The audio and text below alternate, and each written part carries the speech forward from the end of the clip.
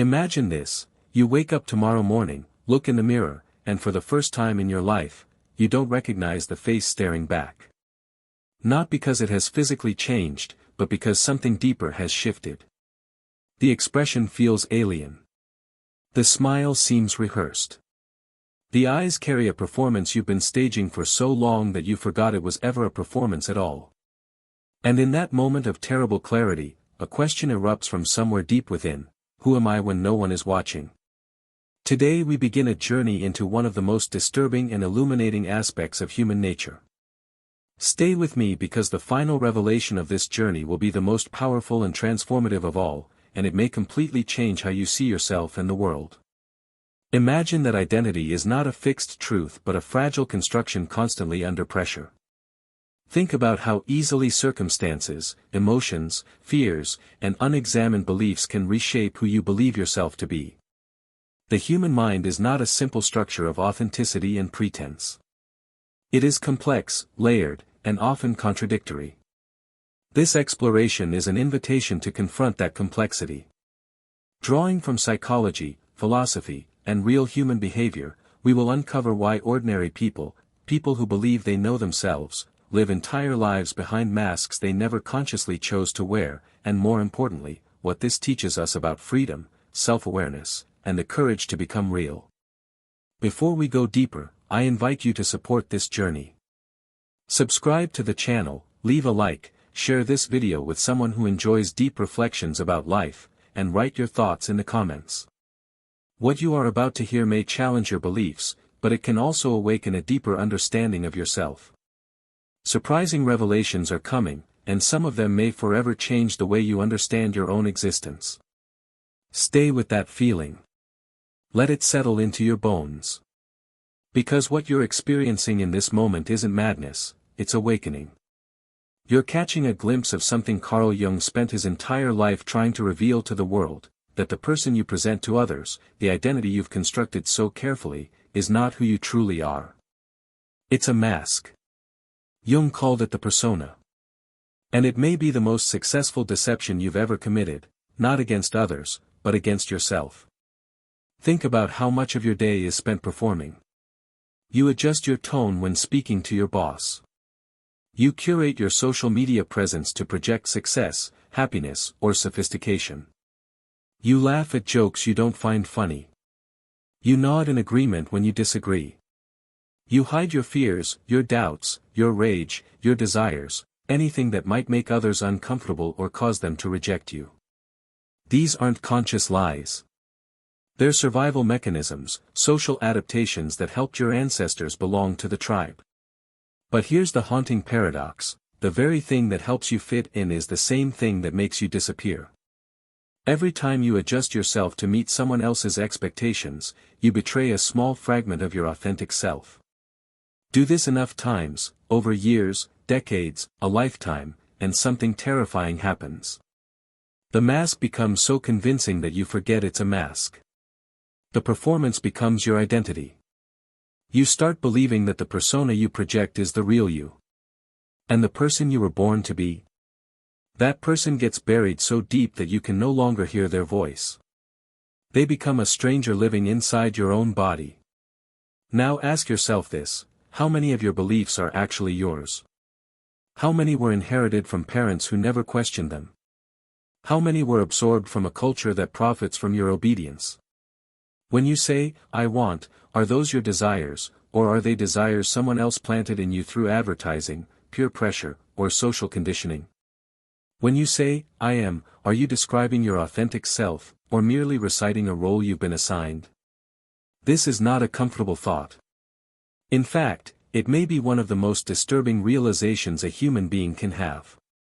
Because if your identity is a construction, if the you that you defend so fiercely is just a collection of borrowed ideas, unexamined habits, and social performances, then who are you really? And more unsettling still, what have you sacrificed to maintain this illusion? Jung understood something that most people spend their entire lives avoiding: that beneath the mask lives a stranger. This stranger knows your secrets. They carry your forbidden desires, your unspoken rage, your rejected vulnerabilities. They are everything you decided was too dangerous, too shameful, or too inconvenient to acknowledge. And they are waiting. Not with malice, but with longing. Because this stranger is you, the you that you abandoned in exchange for acceptance. The mask serves a purpose, of course. Without it, social life would be impossible. We need some degree of adaptation to navigate relationships, careers, and communities.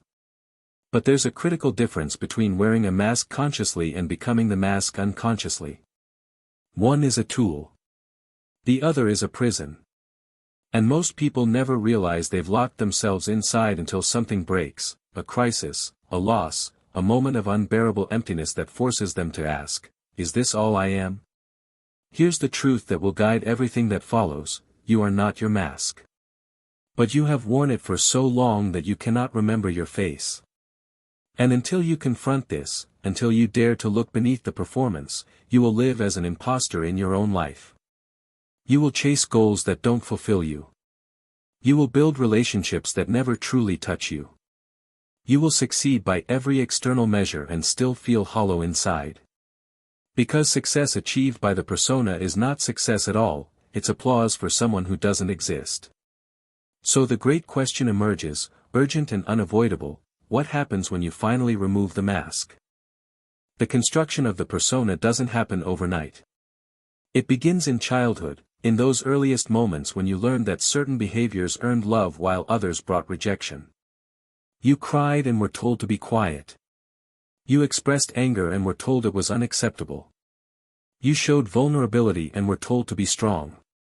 Slowly, methodically, you learned to edit yourself. Not because you were weak, but because you were human. And humans, above all else, need to belong.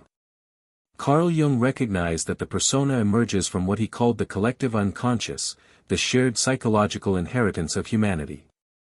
Every culture has archetypes, roles, and expectations that pre-exist the individual. Before you even form conscious thoughts, you are already being shaped by invisible forces. Your family has a script. Your society has norms. Your era has values.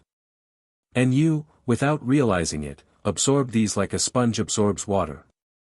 By the time you reach adulthood, you have internalized so many external voices that you can no longer distinguish them from your own.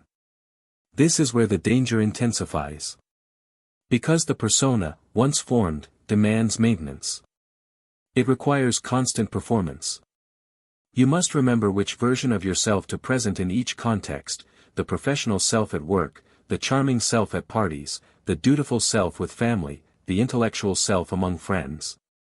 Each mask is carefully calibrated to win approval, avoid conflict, or maintain status. But here's what most people never realize: every mask you wear costs energy.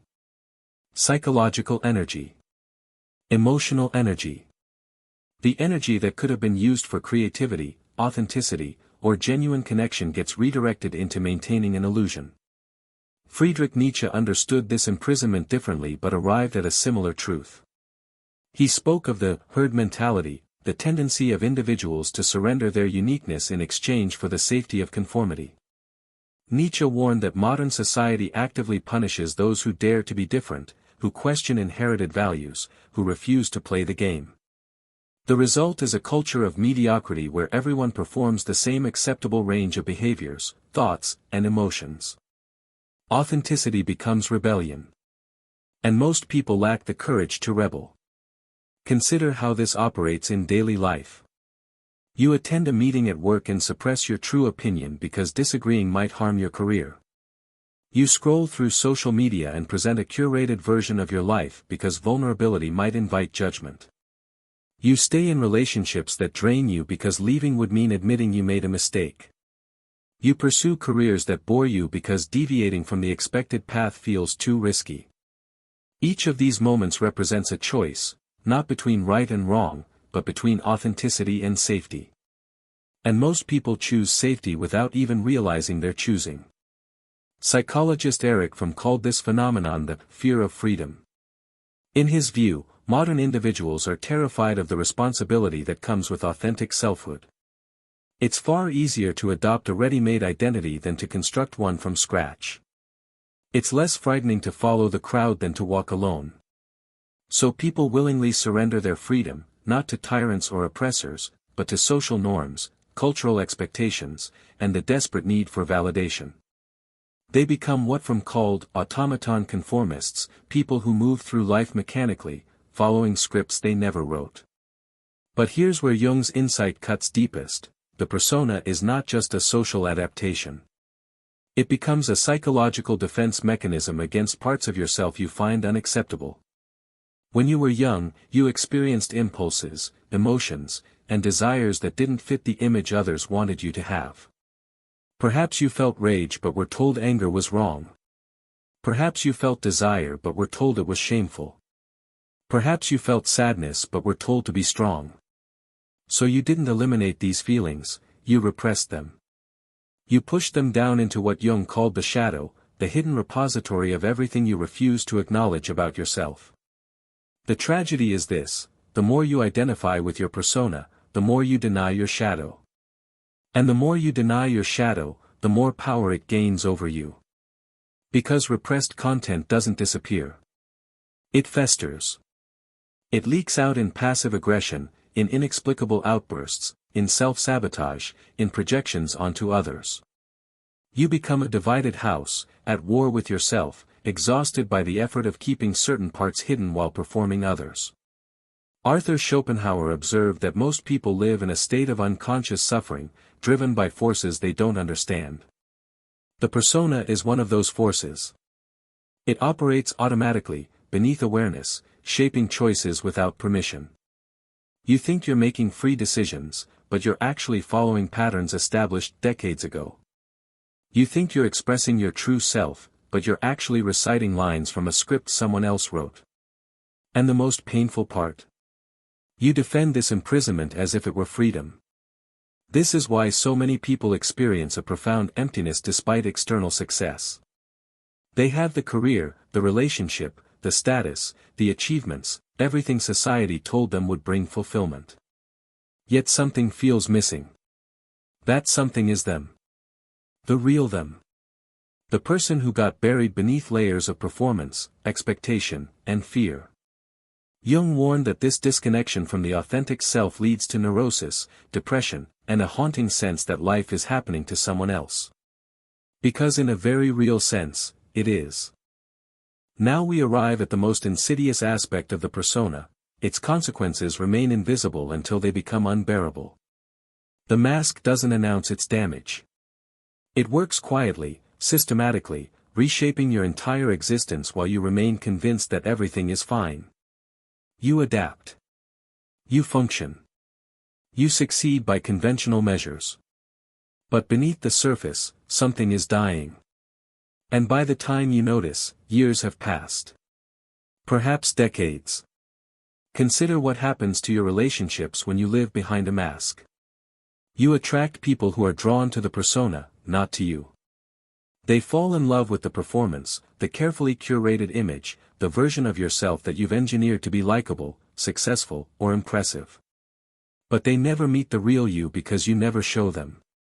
And here's the cruel paradox: even when you receive love, affection, or admiration, it doesn't satisfy you.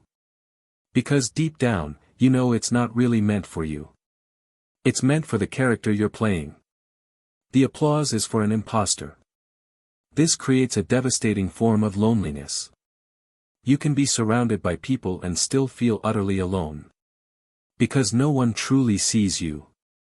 No one knows the thoughts you hide, the desires you suppress, the fears you conceal, the parts of yourself you've deemed unacceptable. You become a ghost in your own life, watching connections happen at the surface while remaining unreachable at the core.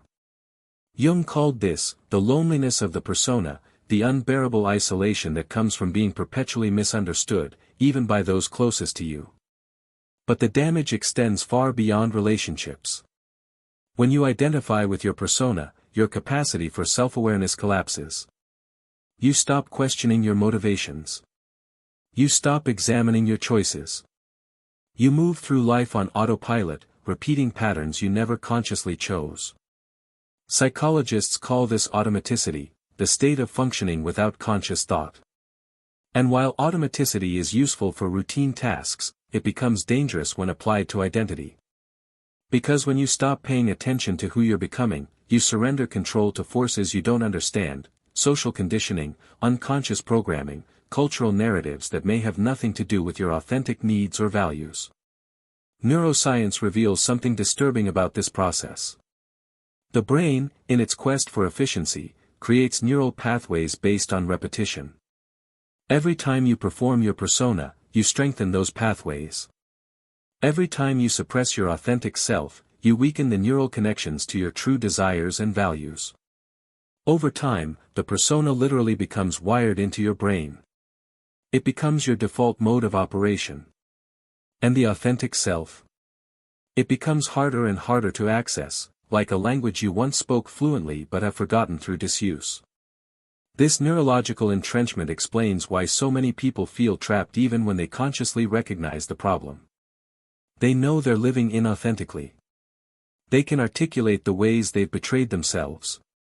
But when they try to change, they encounter massive internal resistance. The persona fights back. It whispers that change is dangerous, that authenticity will lead to rejection, that the risk is too great.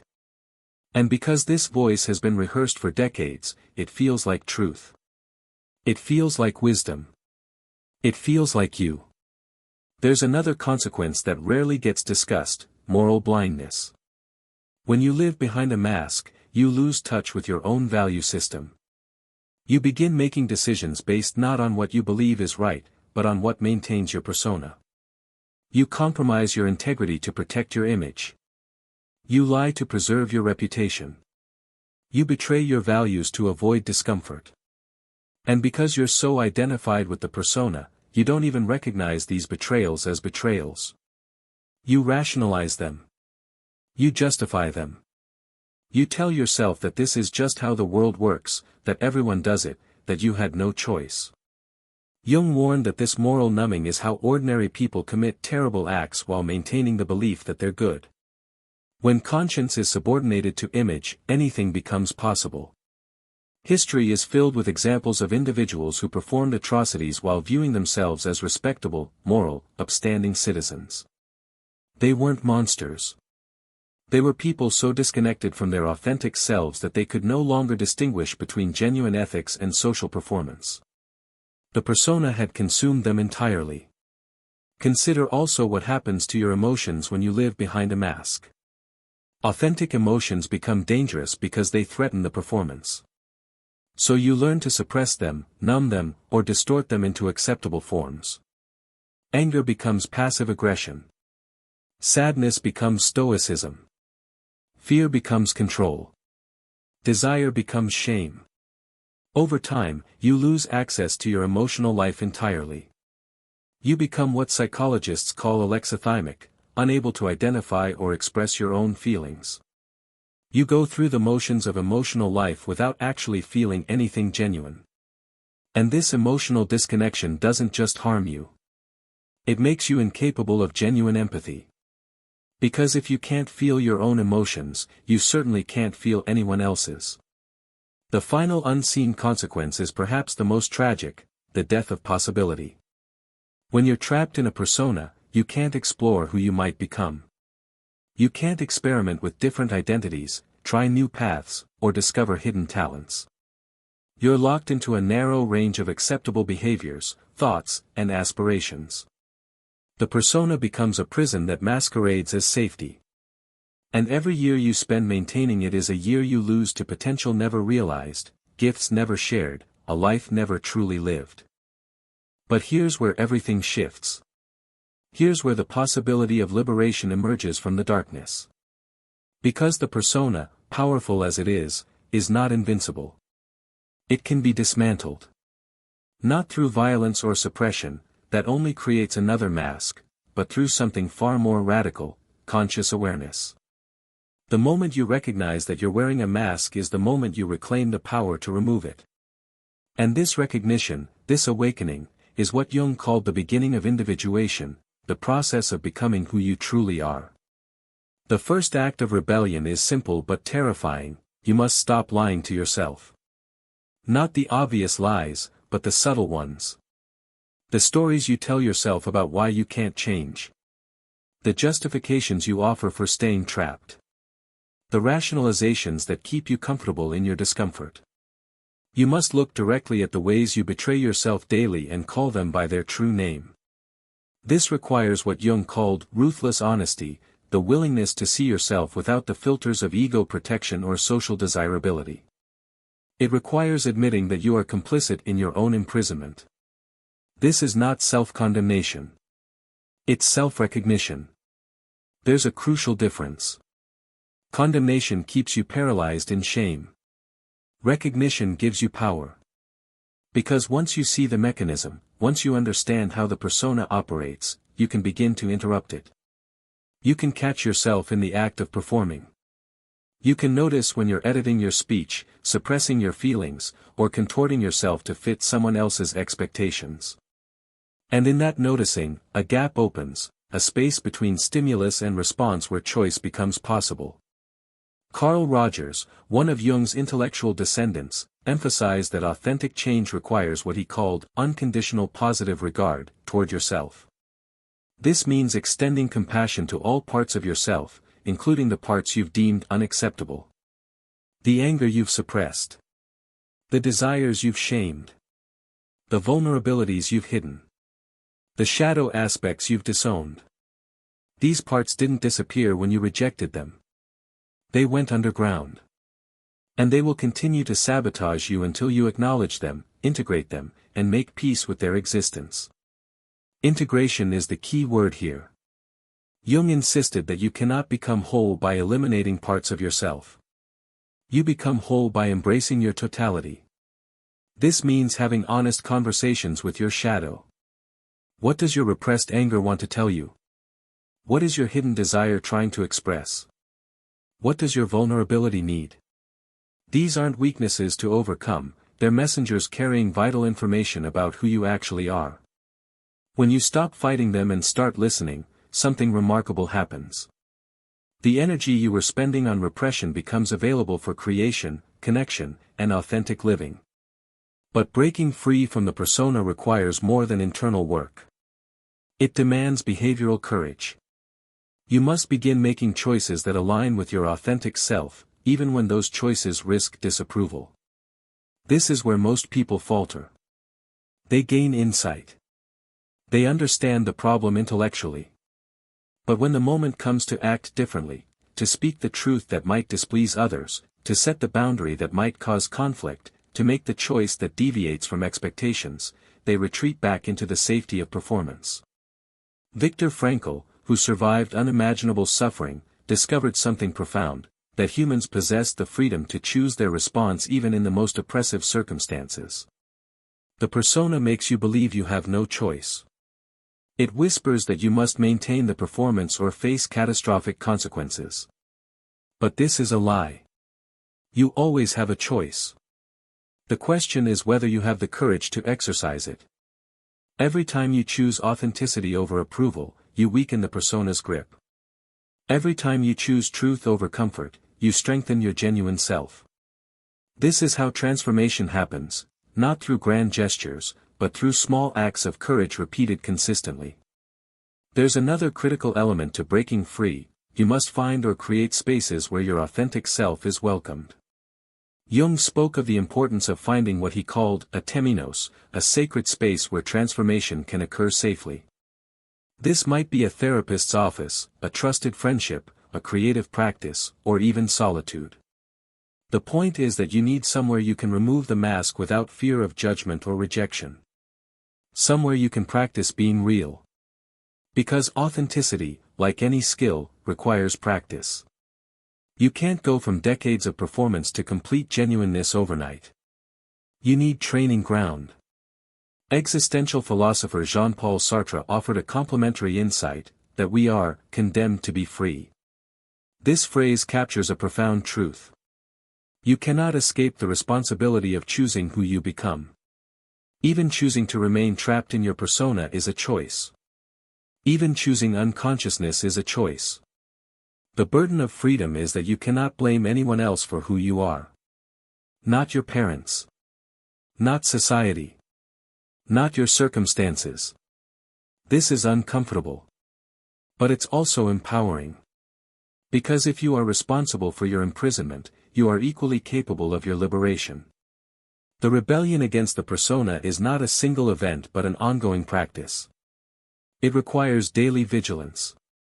You must continually ask yourself, am I being authentic right now, or am I performing? Am I making this choice from my true values, or from fear of judgment? Am I speaking my truth, or reciting acceptable lines? These questions become a compass guiding you back to yourself whenever you drift into performance. And you will drift. The persona doesn't vanish once you see it. It persists. But now you can see it operating, and that visibility changes everything. Now we arrive at the deepest truth. The revelation that changes everything.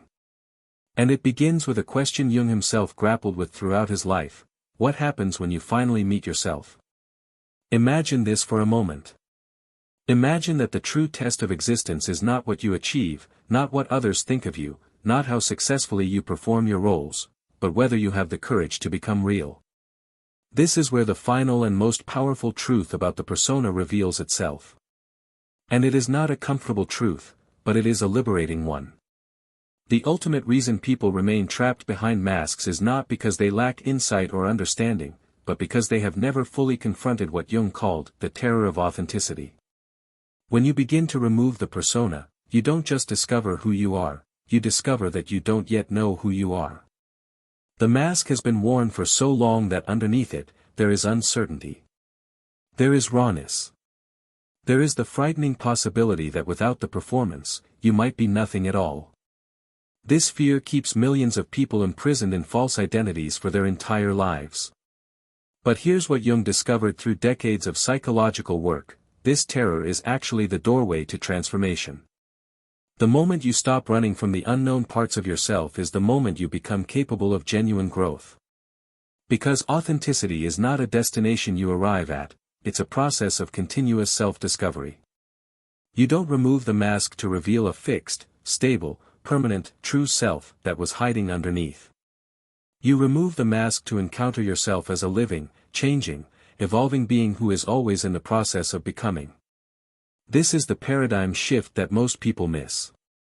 They think individuation means finding their real self as if it's a static thing buried beneath layers of conditioning. But Jung understood something far more profound: the self is not a thing to be found, it's a relationship to be cultivated. It's the ongoing dialogue between consciousness and the unconscious, between who you've been and who you're becoming, between your persona and your shadow, between your individual desires and your connection to something larger than yourself. Carl Jung wrote, "The privilege of a lifetime is to become who you truly are." But notice the verb, become, not discover. Because the authentic self is not waiting to be uncovered like an artifact buried in dirt. It is being created through every choice you make, every act of courage you perform, every moment you choose awareness over automaticity. You are not excavating your true identity. You are sculpting it. And this realization is both terrifying and exhilarating because it means you have far more power than you ever imagined. Consider what this means for how you live. If authenticity is not a fixed state but an ongoing practice, then there is no moment when you can say, "I have arrived. I am now completely authentic." There is only the practice itself, the daily, sometimes moment-to-moment choice to align your actions with your deepest values. To speak truthfully even when lies are easier. To honor your needs even when others disapprove. To face your shadow even when denial is more comfortable. This is the work of a lifetime. Not a project to complete, but a way of being to embody. The deepest insight Jung offers is this: the opposite of the persona is not authenticity, it's consciousness. You don't become real by simply removing the mask. You become real by becoming aware of when and why you're wearing it. Some situations require social grace. Some contexts demand appropriate boundaries. The problem is not that you have a persona, the problem is that you're unconscious of it. When you wear the mask knowingly, as a tool rather than an identity, it serves you. When you become the mask unknowingly, it imprisons you. This understanding transforms everything. It means that freedom is not about rejecting all social roles or living in reckless defiance of norms. Freedom is about conscious choice. It's about knowing the difference between the masks you choose to wear and the masks that wear you. It's about being able to adapt to situations without losing touch with your core self. It's about performing when performance is needed while maintaining an inner sanctum that remains untouched by external expectations. Abraham Maslow, building on Jung's work, recognized that self-actualization requires what he called the courage to be disliked. This doesn't mean being deliberately offensive or antagonistic. It means accepting that when you live authentically, some people will not understand you. Some will judge you. Some will reject you. And you must be willing to bear this cost. Because the alternative, living for others' approval, is a form of slow death. It's trading your one irreplaceable life for the comfort of fitting in. But here's the paradox that Jung discovered: when you stop performing for others, when you stop contorting yourself to earn approval, something unexpected happens. You attract different people. The ones who are drawn to authenticity rather than performance. The ones who can meet you at depth rather than at surface. Your relationships become fewer, perhaps, but infinitely richer. Because now people are connecting with the real you, not with the character you've been playing. And for the first time in your life, love, when it comes, actually touches you. Because it's meant for you, not for your mask.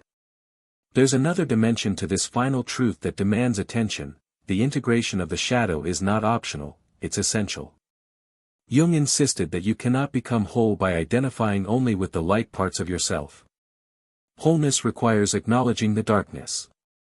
The rage you've suppressed. The selfishness you've denied.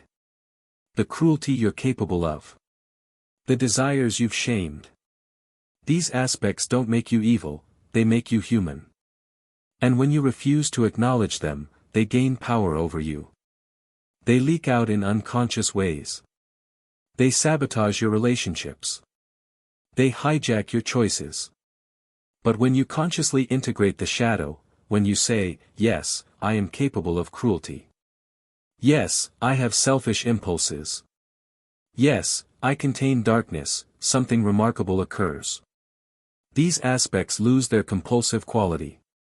You gain choice over them. You can feel anger without being controlled by it. You can recognize selfish desires without being enslaved to them. You become more flexible, more compassionate, more genuinely ethical. Because now your morality isn't based on repression and denial, it's based on conscious choice and integration. This leads to perhaps the most transformative realization of all: being a real person is not an achievement you attain once and keep forever. It is a practice you must renew every single day. There is no graduation ceremony. No certificate of authenticity.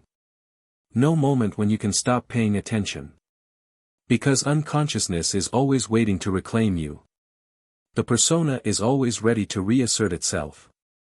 The shadow is always trying to take control when you're not watching. This is why Jung emphasized that individuation is the work of the second half of life. Not because you can't begin earlier, but because it requires a level of courage, humility, and psychological endurance that most people don't develop until they've lived long enough to see the cost of inauthenticity. Until they've achieved external success and found it empty. Until they've maintained the mask for so long that the exhaustion becomes unbearable. Until something breaks, a crisis, a loss, a moment of existential reckoning, and they're forced to ask, who am I really? But you don't have to wait for crisis. You can choose consciousness now. You can begin the practice of self-awareness today. You can start questioning your automatic behaviors, examining your inherited beliefs, and making space for parts of yourself you've been suppressing. This is not comfortable work. In fact, it's some of the most difficult work a human being can undertake. But it's also the most meaningful. Because at the end of your life, the only question that truly matters is, did I have the courage to be myself? Now take a final moment to pause and turn inward. The mask you wear was built for survival. It served a purpose once. Perhaps it still serves purposes in certain contexts. But ask yourself honestly, has the servant become the master? Have you become so identified with the performance that you've forgotten there's a person underneath? And if so, what are you willing to do about it? The journey from persona to authenticity is not about becoming perfect. It's about becoming real. It's about trading the exhausting performance of an idealized self for the liberating messiness of an actual self. It's about accepting that you are contradictory, complex, flawed, and still worthy of existence. It's about reclaiming the parts of yourself you abandoned in exchange for acceptance and discovering that wholeness is more valuable than approval. Jung understood what many people never realize: the greatest act of courage is not conquering the external world, it's having the honesty to face yourself. Because when you look behind the mask, you don't just find weakness. You find strength you never knew you had. You find creativity that's been suppressed. You find passion that's been domesticated. You find a voice that's been silenced. You find a person who's been waiting, perhaps for decades, to finally be seen. This is the final truth: you are not your mask. You never were. But you have worn it for so long that removing it feels like dying. And in a sense, it is a death, the death of the false self, the death of who you pretended to be. But this death makes space for something far more precious, the birth of who you actually are. And that person, flawed, uncertain, still becoming, is infinitely more valuable than any performance could ever be. So the question is not whether you will remove the mask. The question is, when? How much more of your life will you spend performing? How many more years will you trade for the comfort of acceptability? How long will you wait before you give yourself permission to be real? The mask is not your enemy. It's a tool that served its purpose. But tools are meant to be set down when the work is done. And the work of surviving through performance is done. Now begins the work of living through presence. Now begins the practice of consciousness. Now begins the endless, difficult, beautiful process of becoming who you truly are. In that question lives responsibility, humility, and the possibility of transformation.